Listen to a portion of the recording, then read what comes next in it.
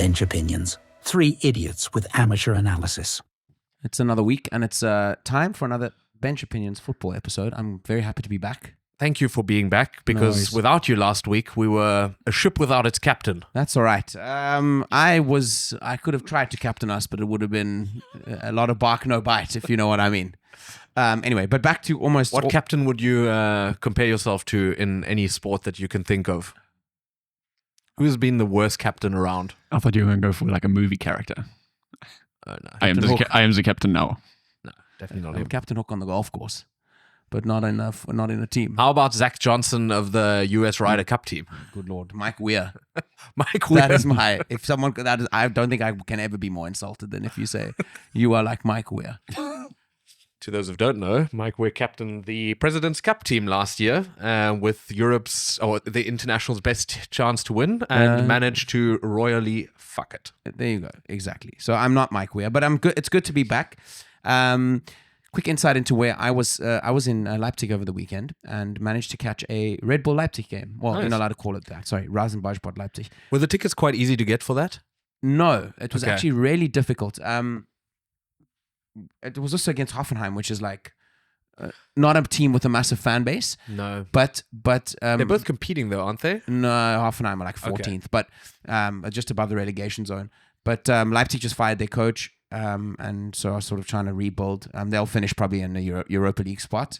Oh, I hope they overtake Mainz to finish because Mainz should not be in the Champions No, League. but hats off to them. But before we get into that, I have to say, it's such a weird. So first of all, from a fan's perspective and a stadium perspective, have you been to the stadium? No. It's amazing. Oh, really? It's amazing. You kind of walk up through the gates. They've got the entrances on each side of the stadium. So the not on the long sides, each of the short side of the stadium.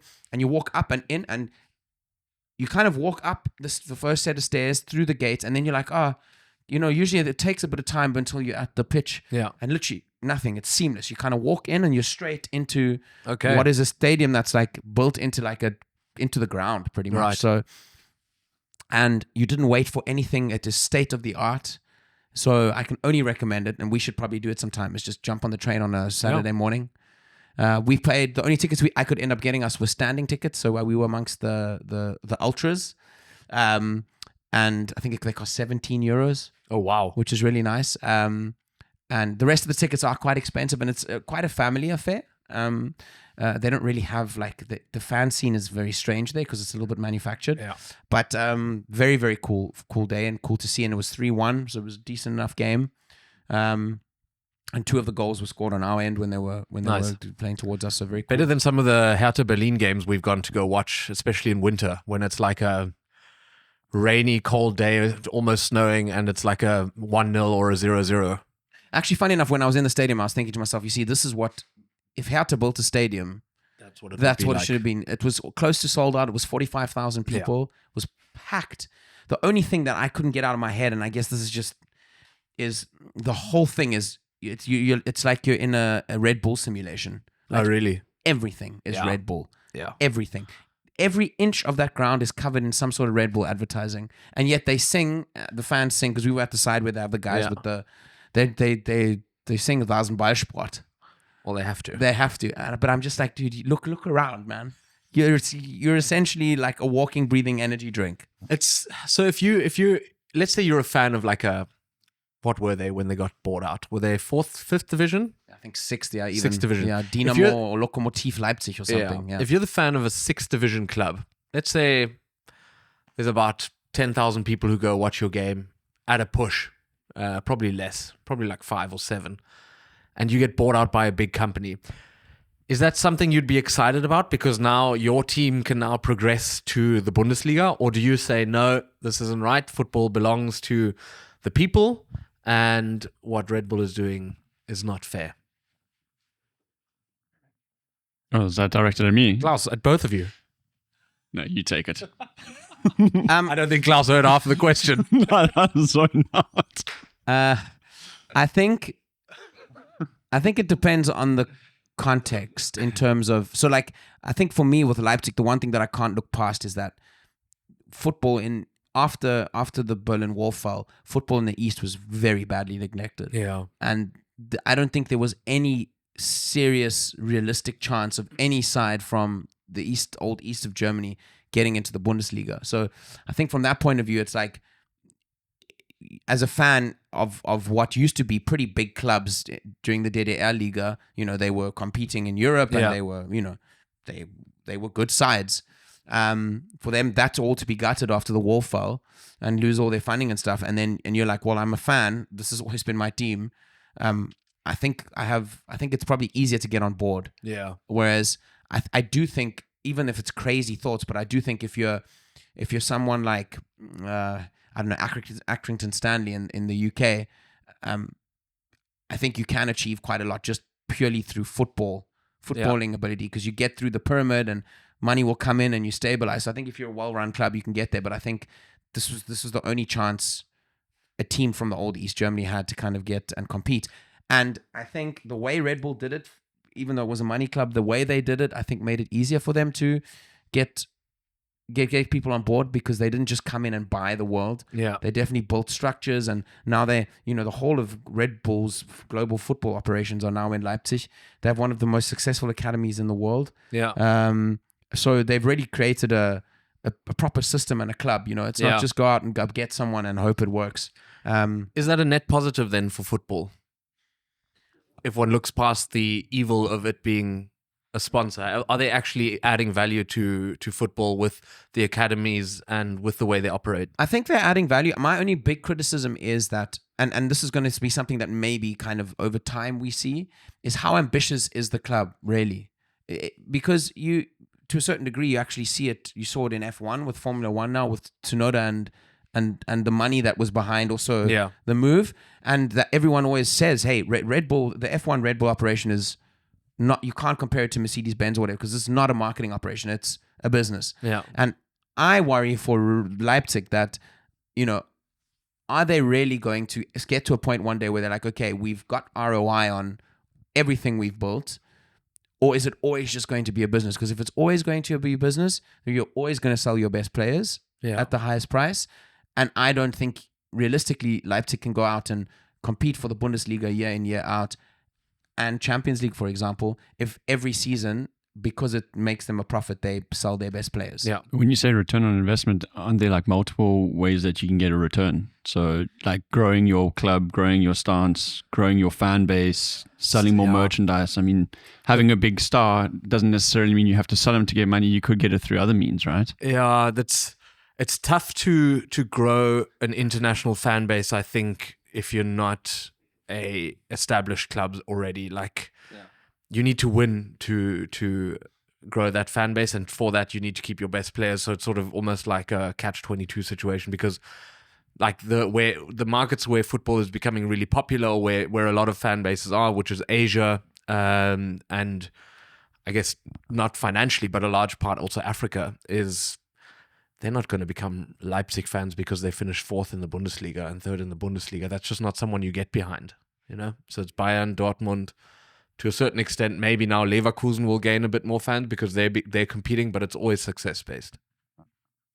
Yeah, but that's what I'm saying. If you keep your star players and eventually are able to compete for titles. Yeah. That your return on invest will come a different way. I think the one is obviously a lot more short-term. Yeah, but I also think you have to look at how the system is built. The way they've built these clubs, all their clubs, because they own multiple clubs. Yeah. The way they've built all their clubs is that they buy cheaper and then they sell for higher. Yeah. And I think that's the concern. The concern is, do they ever graduate, at least with Leipzig? I think all the other clubs, the smaller clubs in some of the other leagues, are always going to be feeder teams. Yeah. Or teams where they even have a MLS side in America where they very much use the New York Red Bulls to kind of send sort of old stars towards the end of their careers from there, to go and earn the commercial money in the States.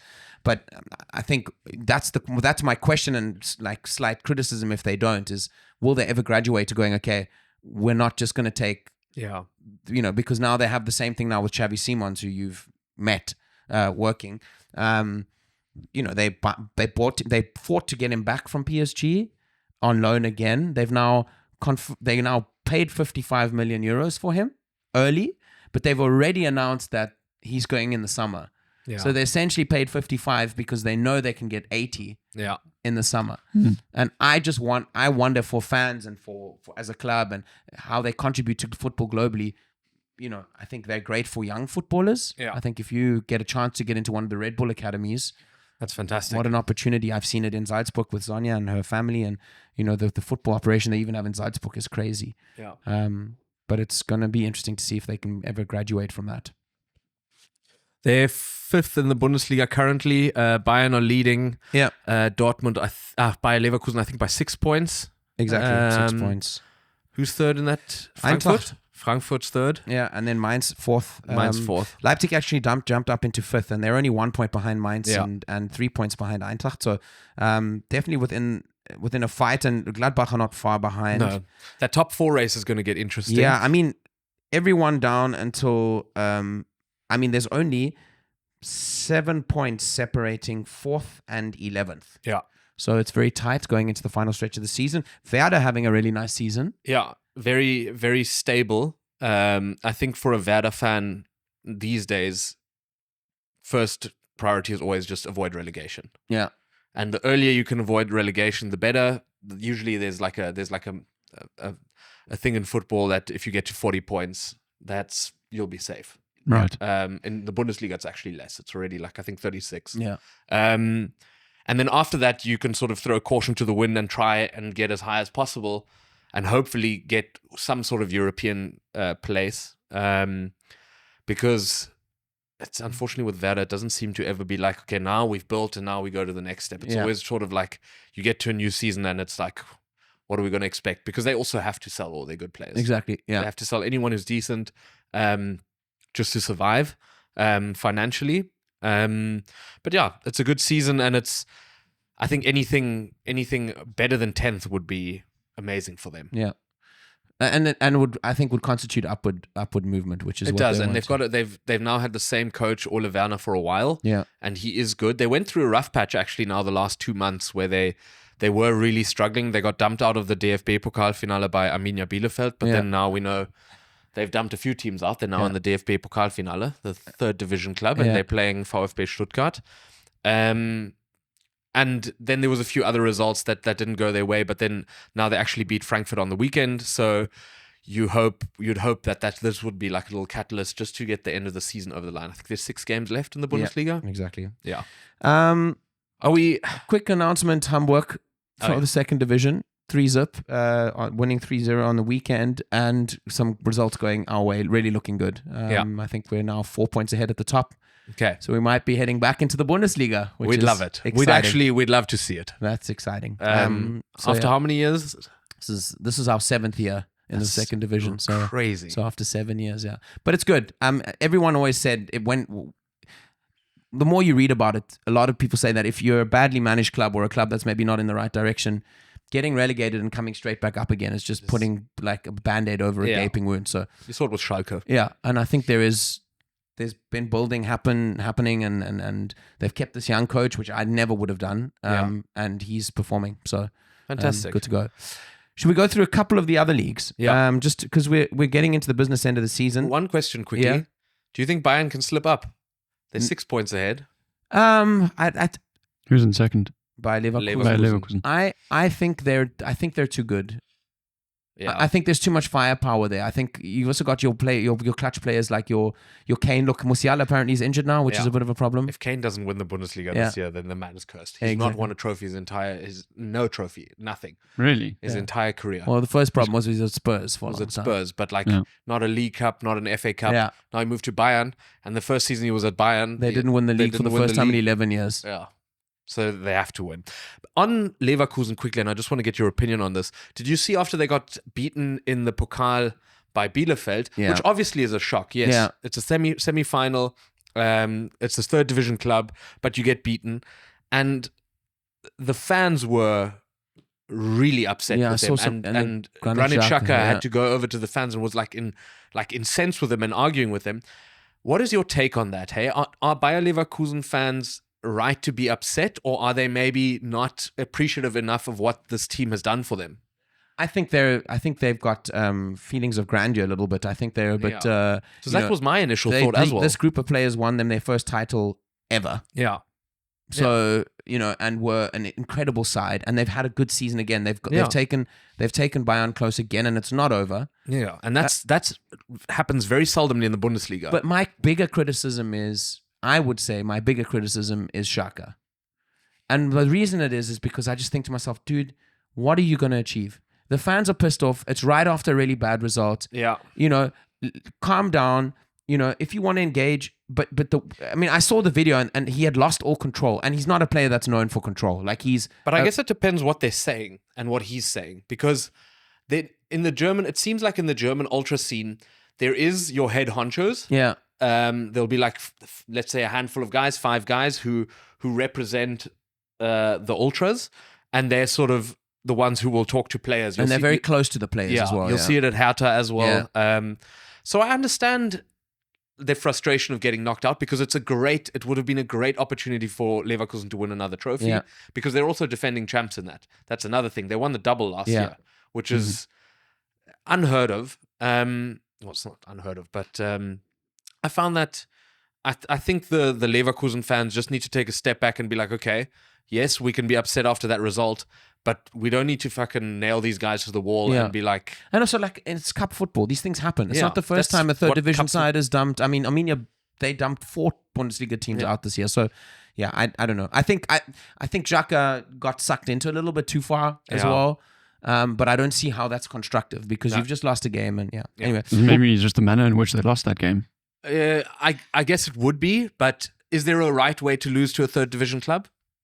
I mean, because they're not going to be better at football than you. That's the sometimes they thing. can just have an absolute blind of a day, and did Leverkusen just completely shit the bed and in my play opinion, terribly?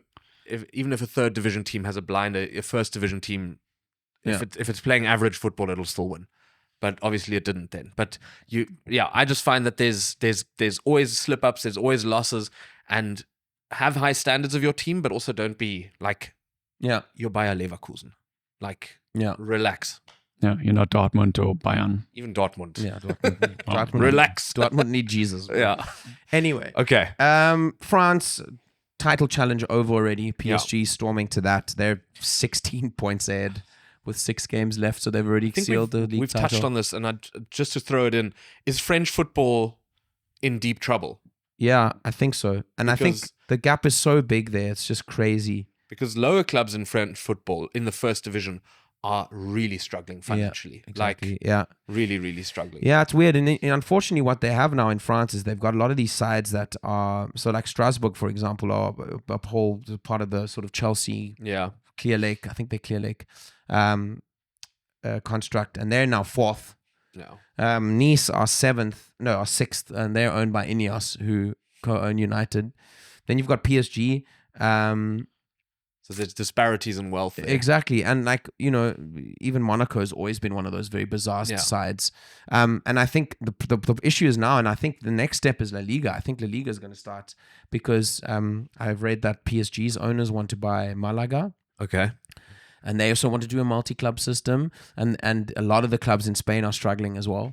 And Valencia apparently are up for sale. And Ronaldo is also... Cristiano Ronaldo is in talks with one of the Saudis to buy Valencia. So, these leagues, again, we touched on it in the long episode about how the leagues are built up and how, again, you just always turn to the Premier League and look at how that model has just been so good to kind of, at least keep health in, whether or not clubs are in debt or not is one thing, but they're able to compete with each other a bit better because of the cash injection. So nothing to write home about in France. Italy, probably the most interesting league together with the Bundesliga. Inter, top of the table, 4 points ahead of Napoli, but Napoli have a game in hand. Okay. So that's going to be a tight one. Antonio Conte just proves again and again that he's a really good manager. Good for that league also. Exactly. And then you've got the two very, very historic clubs, Atalanta in 3rd and Bologna in 4th. Oh, wow. Where are Juve and AC? Juve are 4th and AC Milan on 9th. I was thinking on the way here how crazy the drop-off in class has been of player that plays in the Italian league, because Instagram has recently been feeding me some of those videos of like the Milan derbies of like the early 2000s. Yeah. And you had literally, if they were the best players in the world, they were playing for AC, Inter, or Juventus. Yeah. There was a few of them playing for Real Madrid, but that was where the best players in the world were playing, and it was under Berlusconi for AC Milan and Moratti for Inter. Yeah. That was crazy, and it just shows like if you have owners who, whether it's legal or not, pumping a lot of cash into these teams. It's superstarville, and that's what Real Madrid is now. And man, I miss strong Italian clubs in the Champions League and stuff like that. I don't think people talk enough either, though, about the whole scandal of Juventus and Juventus going down. Yeah, and the corruption scandal and stuff, because I think that really hurt the credibility of the Italian league. And again, there, collectively, the Italian league, I think, took a big hit. And I think those cycles take a long time to recover. Especially because Juventus claimed they weren't the only ones doing it. Exactly. With referees. It was all centered around corruption with match officials. Yeah, and influencing them. And they were saying that it was a norm in the league to do it. And Juventus just was the sheep that got extracted from the herd there. And I don't think that sort of stuff ever stopped in the Italian league. I know Gary Neville was speaking in his podcast about how he couldn't say it word for word, but they basically alluded to the fact that the Italian teams were doping in the early 2000s because United was doing everything fitness-wise they could, and these teams they were coming up against were just running them off the park. And I understand that if you go through the most rigorous preseason training and your fitness is up to that sort of level, you must rock up to some of these games and be like, what are they doing that we're not doing? Exactly. Yeah. True. So if those things always are around your league, you're always gonna suffer in terms of being taken seriously. So yeah, that's the Italian league. Let's see. The cool thing is that it's competitive. That's what I like about it. And the teams tend to the dominance of Juve is gone, so that's quite good. So let's see. Inter could get that across the line. I think that would be back to back for them. Yeah, it would be. Yeah. Then on to the final one, and this is the Premier League. Did you touch on the Spanish one? Oh, Spain, I did not. But Real Madrid slipping up on the weekend. Yeah. After Barcelona drew. So Barcelona extending their lead to I think 5 points it is now, if I'm not mistaken. So looks like Flick's going to get the job done. You could forgive an Arsenal fan for just saying there's a chance here, because Real Madrid do show that they are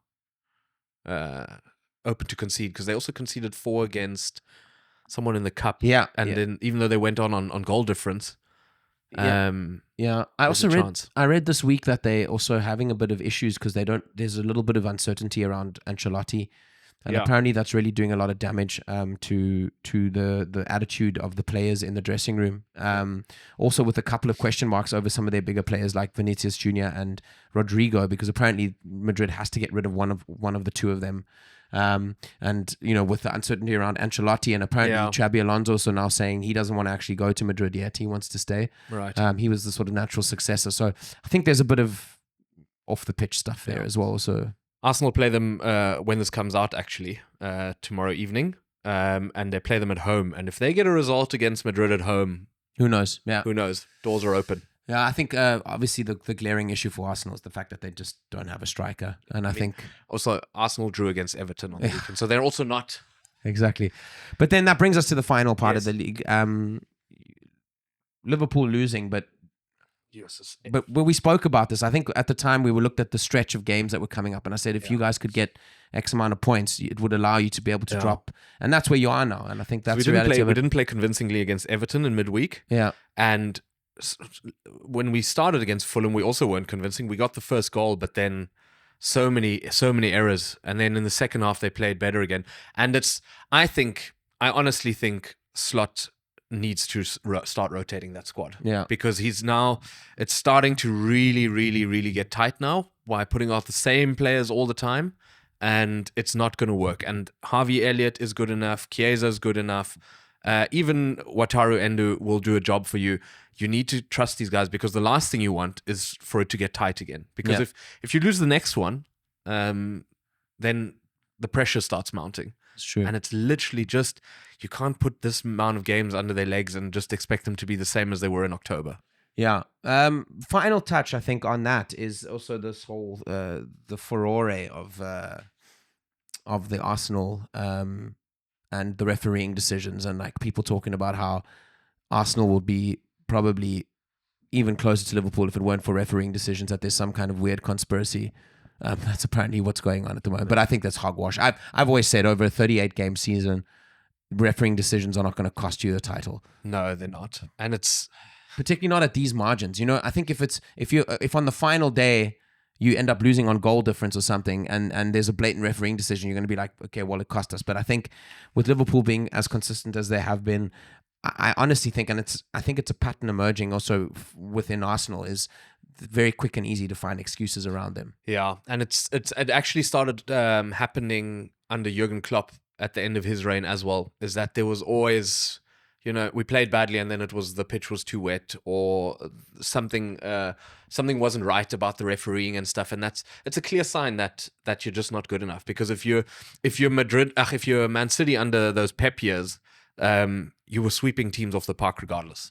Exactly. And if there is refereeing decisions that are blatantly wrong, and I think the standard of refereeing in the Premier League is not great. No. And something that they have to look at, because so often after the fact, the PGMOL has to come out and be like, yes, that was a blatant error, and they apologize, but that's not going to get you those points. That's not going to help. Yeah, and you should have you already have self-correcting mechanisms real time. Yeah. And why are you not using them? That's what people don't understand, I think. If you're able to watch something back, watch it back and make the right decision. Absolutely. You know? But yeah, so I think Liverpool have it wrapped up. Some exciting Champions League and Europa League games coming up. Yeah. And we'll have to see how it goes. As you said, though, you know, another loss and, you know, maybe Arsenal start to believe a little bit more. Yeah. But I think the fact Liverpool, that they drew on the weekend as well just means that, you know, there's space. All right, Klaus, can you still talk? Nah, my throat is so sore from all of the talking that I just did. Okay, thank you for tuning in. Yeah, enjoy the rest of the episodes. Like, subscribe, do all the good stuff. See you soon.